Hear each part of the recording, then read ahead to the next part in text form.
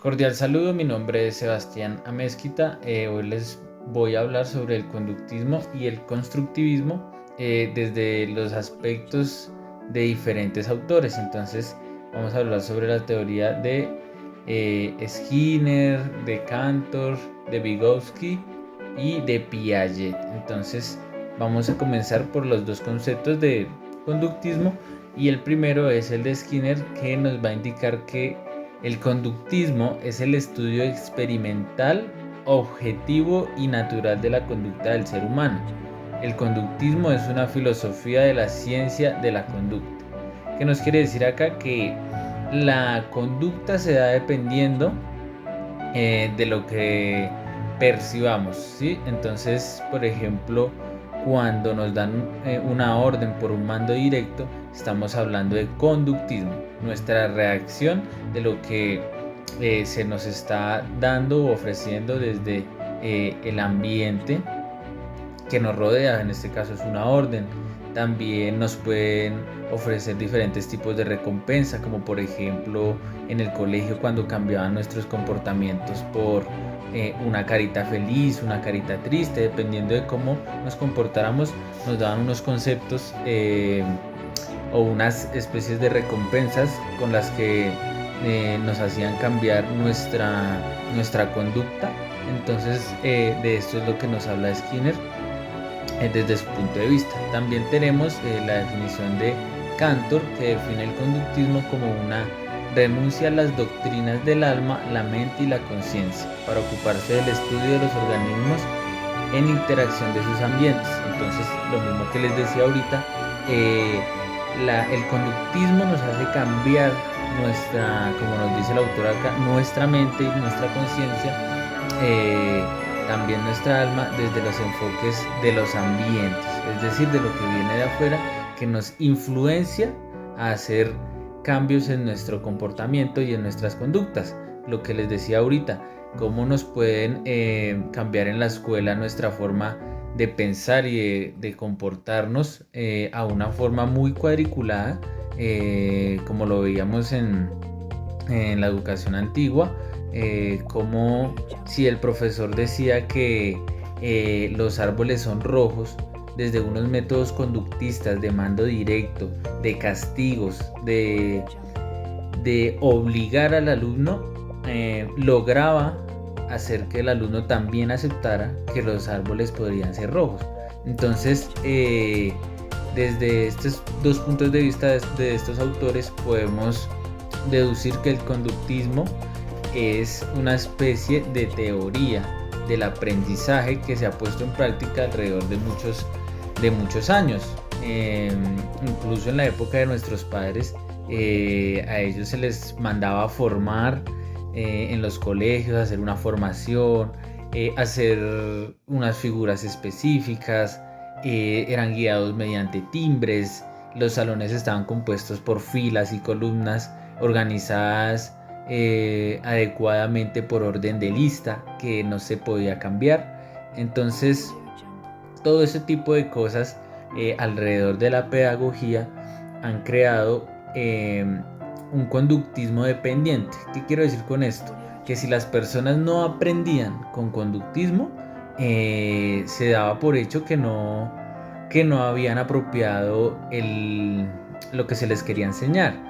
Entonces, digamos que la sociedad se volvió dependiente del conductismo, de que siempre te estén dando una orden, de que siempre te estén vigilando, de que siempre te digan siéntate, párate, hazte aquí, allá, haz este trabajo con los siguientes puntos, con las siguientes especificaciones, y todo eso lo hemos ido apropiando. Incluso a día de hoy podemos dar cuenta de esto, ¿no? Cuando un maestro nos dice, por ejemplo, en una clase de danzas, que hagamos unos movimientos, nosotros los seguimos y de repente el maestro nos indica que hagamos los movimientos que nosotros querramos, que es una opción libre de movimiento. Pone la música y resulta que muchos no saben qué hacer.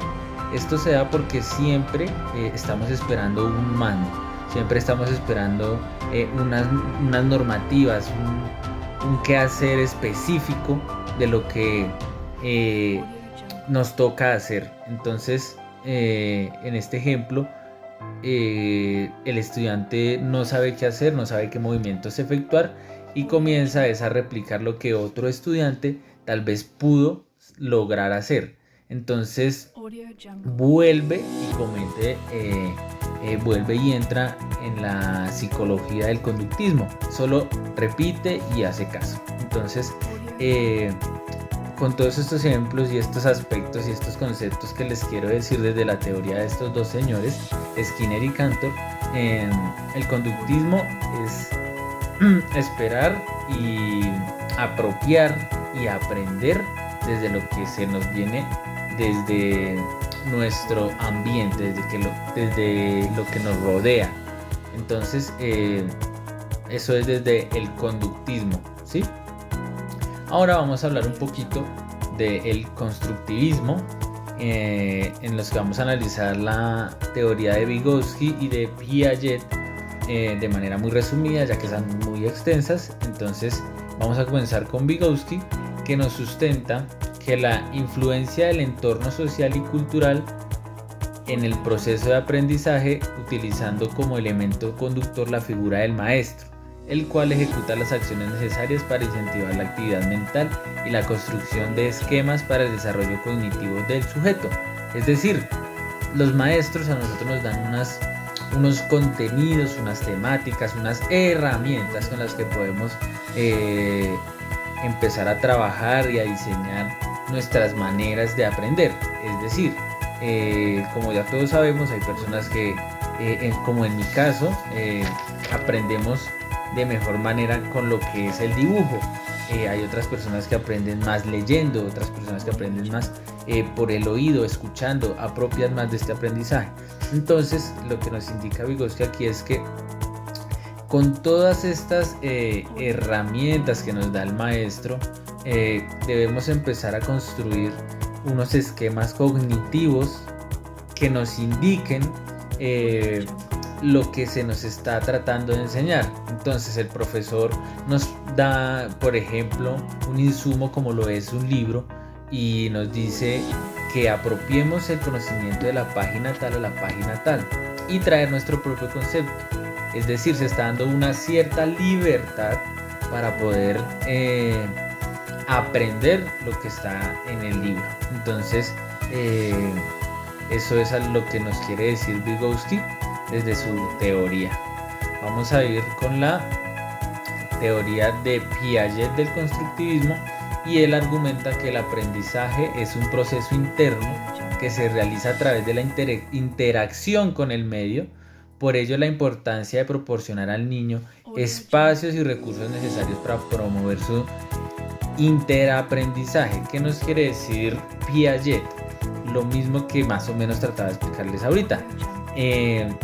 Los espacios de aprendizaje, los ambientes de aprendizaje no son rígidos, no son totalmente cuadriculados, sino que son espacios en los que tú adquieres del ambiente que te rodea, adquieres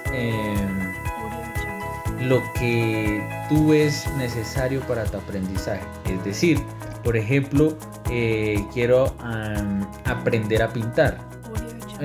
¿Qué hay en mi entorno que me rodea que me permita adquirir este aprendizaje?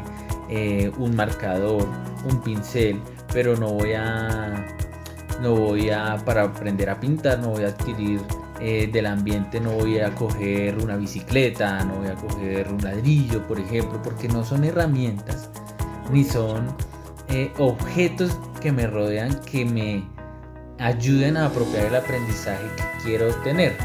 Es decir, que desde el ambiente de la teoría de Piaget, los espacios en los que está el niño deben tener los recursos necesarios para promover su aprendizaje. Entonces nos da a entender que si en el ambiente que rodea al niño no es posible adquirir los recursos que él necesita, vamos a tener una problemática. Entonces, en este punto quiero iniciar una comparativa en el ámbito del constructivismo y el conductismo.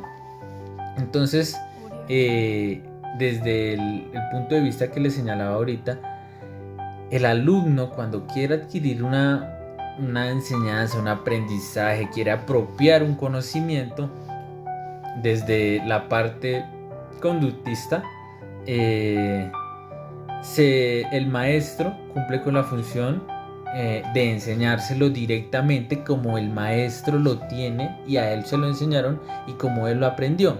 Y no hay lugar a duda de que este aprendizaje funcionó por un tiempo. Digamos que el aprendizaje de la famosa frase de la letra con sangre entra funcionó, digamos que ayudó, pero dejó personas, dejó ciudadanos y estudiantes muy dependientes de lo que les ofrezcan.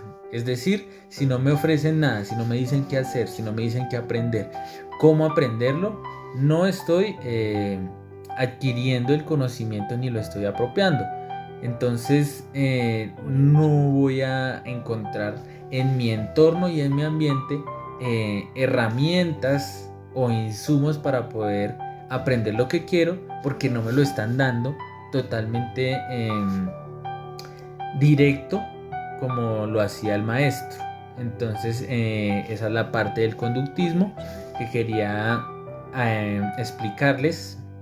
Entonces ahí es cuando entra el constructivismo, que nos ofrece que el constructivismo es un aprendizaje más actual en el que los docentes nos dan a nosotros unas herramientas y unos parámetros para adquirir nuestro aprendizaje.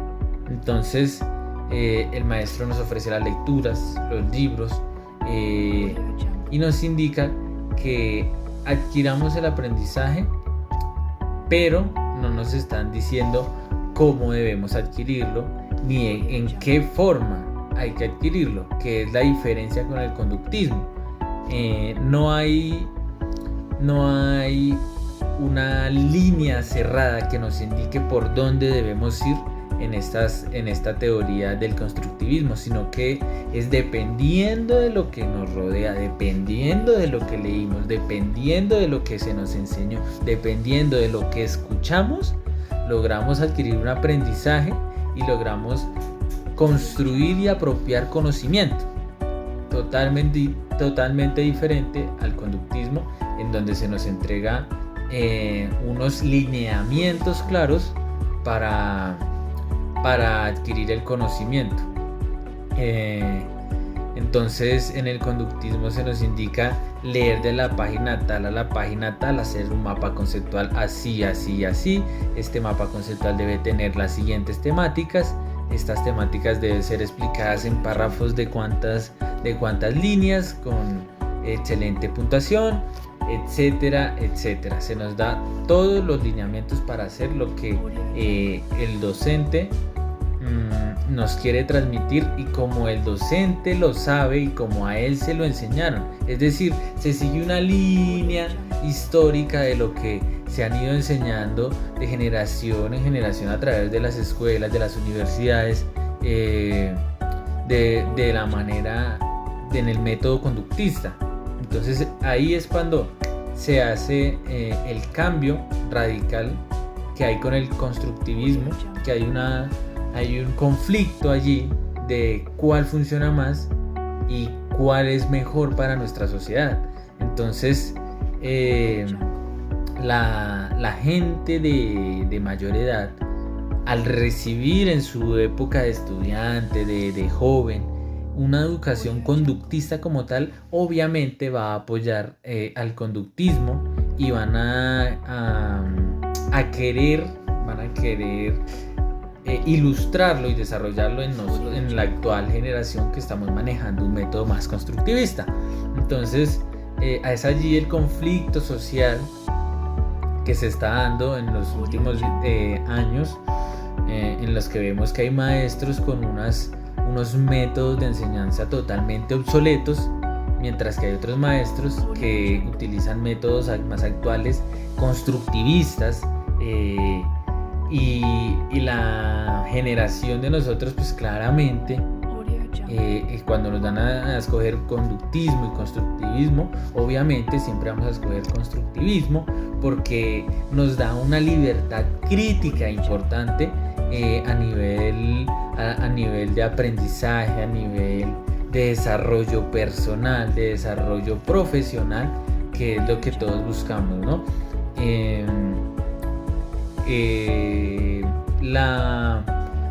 La parte crítica en el conductismo se elimina y no hay lugar para dudas, no hay lugar para preguntas, no hay lugar para cuestionar lo que los maestros nos están enseñando.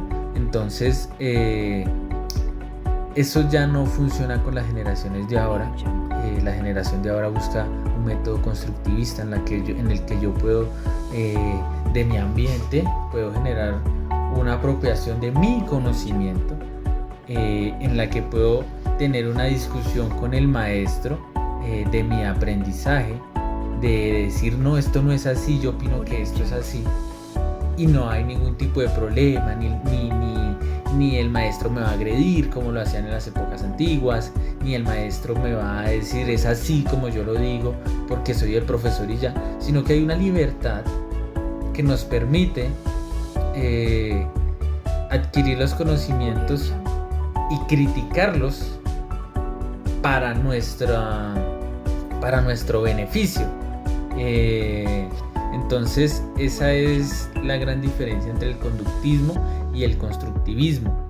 Una brecha social grandísima, generacional, importante, que nos da a entender que el camino actualmente, desde mi perspectiva como Sebastián Amezquita, el camino que se quiere tomar la sociedad es un método constructivista. Entonces, desde Skinner, Cantor, Vygotsky, Piaget, nos han plasmado unas teorías muy, muy explícitas para poder identificar un conductismo y un constructivismo, que es lo que estamos buscando en esta exposición el día de hoy, que queden unos puntos de vista bastante claros como los autores nos los indican y poder compararlos y sacar una deducción de ellas, que espero que les haya gustado mi manera en que lo expliqué, y espero tengan una buena semana y Dios los bendiga a todos, compañeros. Hasta luego.